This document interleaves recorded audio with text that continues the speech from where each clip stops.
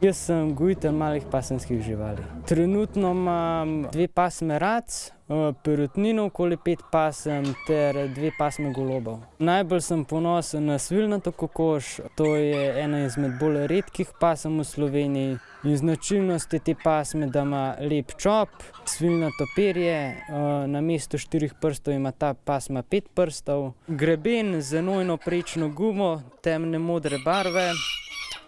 In pa bela barva, lepa bela barva brez rumenega nadiha. Rdeča očala niso modni dodatek, ampak jih Aljaž natakne novim članom jate, saj tako nekoliko slabše vidijo, zato se ne pretepajo in lažje spoprijateljijo. Najbolj me je pritegnilo sploh ta zgled živali pa karakter, tak da je mirna žival.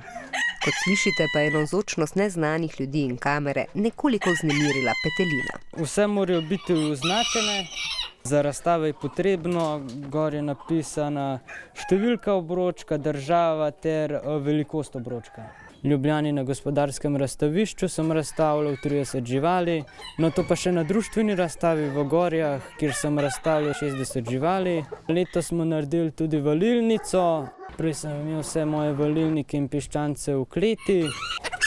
Tukaj imam pa petelina, padovanske pritlikave kokoše v šamotni barvi. Lepa mi je zaradi tega velikega čopa ter nasploh barve.